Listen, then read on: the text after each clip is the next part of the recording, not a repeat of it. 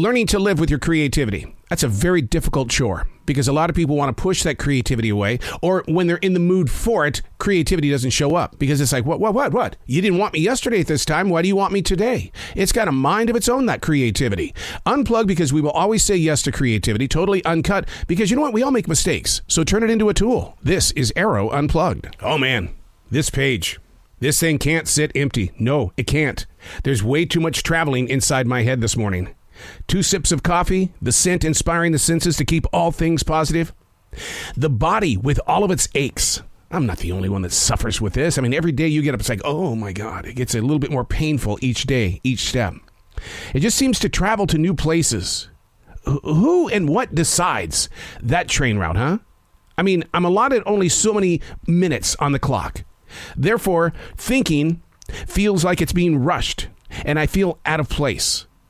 The heart is like a farmyard. I plant so many things, good memories, new ideas inside the heart.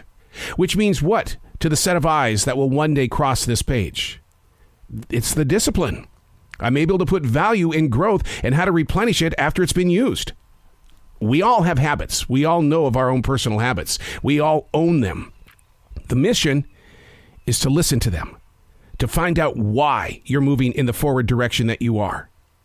To sit there and evolve with the day and not take on the day. Hey, it's Arroe. This is the Daily Mess, a chronological walk through an everyday world. I am a daily writer, getting through the page. Those moments that you don't feel like doing something, but you do it anyway. It's the discipline, and that discipline will have a payoff up here. Not back there because you've already lived that life.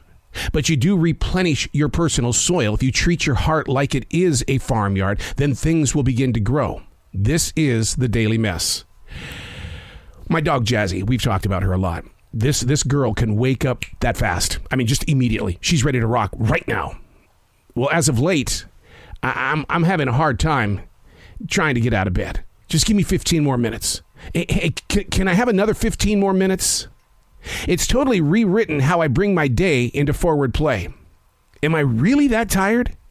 Here's another one of my bad habits. Each night around 10:30, it's a habit. After the essential job, I feel like I come home, I got to eat. 10:30 at night? Come on, how much research do you have to see to tell you that, no, you should not be eating at 10:30 at night? But for some reason, I think I have to eat. Like sleep, do I really need it? I've been falling asleep around midnight, which means when I wake up at 7 o'clock or 7:30 in the morning, that's pretty normal, right? We're supposed to have like 8 or 9 hours of sleep. But to the personality that's designed to sit inside this recording studio, bringing conversations together, the more I sleep, the less time I have to create. Oh, I have to face that monster now. Yet without sleep, creative energy can take a beating. It's a crazy way to live. Yet, I trust the waves that are hitting the shore. Where would I be without this writing instrument? Where would you be without your shapes of communication? How often do you talk to yourself in the mirror? How often would you like to call yourself up on the smartphone and just have a conversation? To listen to the other sides of you, to compare notes, to belong to a circle of you. That's not conceited. That's having the courage to be able to say, what's on your mind? You want to talk? Yeah, I noticed you've been eating at 10:30, 11 o'clock at night. What's going on that you feel like that you have to feed yourself at a time that the medical world says, no, that's not a good idea? Sit down. Write yourself a note. Talk to yourself. Listen to yourself. That's the reason why I do a defrag journal. That whole entire defrag journal since November of 2017 has been nothing more than me asking me questions. And when I don't answer questions, the interviewer, he takes on me.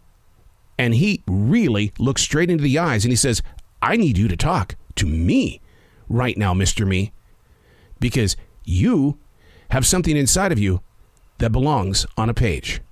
I'm Arroe, and that's the Daily Mess.